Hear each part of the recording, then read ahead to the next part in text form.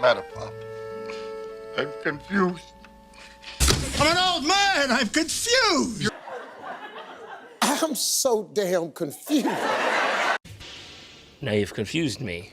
Fame like that's confusing more than anything. So here are 5 intros that confused me.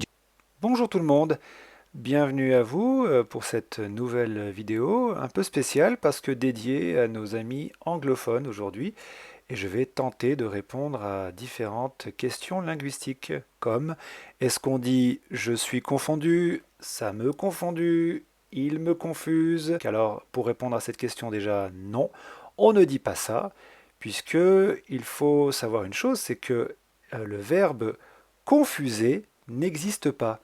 Oui, alors je sais, ça peut paraître bizarre pour certains, mais non, le verbe confuser n'existe pas, mais c'est bien le verbe confondre qu'on utilise. Alors on va voir comment conjuguer et utiliser ce verbe. Donc je confonds, tu confonds, il confond, comme vous pouvez voir, et au passé composé, j'ai confondu, tu as confondu, etc., comme vous pouvez le lire.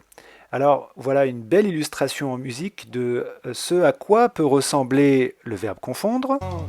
Si j'ai confondu avec celle qui sourit pas, mais...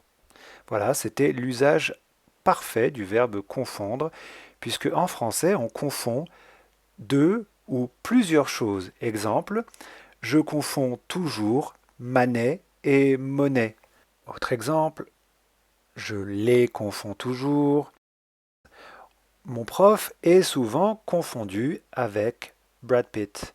Donc ici, on confond deux personnes, le prof et Brad Pitt, ce qui est vrai. What's the matter, Pop? I'm confused.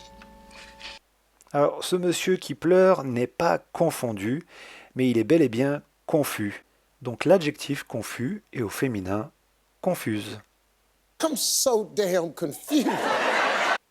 Alors ici, monsieur Harvey, lui, est confus dans le sens où il ne comprend pas. Il est dans l'incompréhension, comme le comédien François Morel. Je comprends pas, je ne comprends rien. Enfin, moi, je comprends pas, je comprends rien. Je suis confus, je ne comprends pas. Mais aussi, en français, je suis confus a le sens de être désolé. C'est une manière de présenter ses excuses, de demander pardon. Voilà une manière d'exprimer l'embarras. Fame like that's confusing more than anything. Alors, qu'est-ce que vous en pensez? On dit c'est confusant? These instructions are confusing. Alors non, on ne dit pas c'est confusant ou les instructions sont confusantes pour la dame, mais tout simplement c'est confus. On va utiliser l'adjectif. L'explication depuis des semaines est confuse.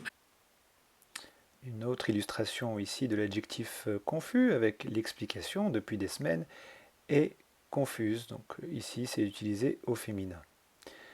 Une autre question qu'on me pose souvent, on me demande si ça me fait confuse a du sens en français.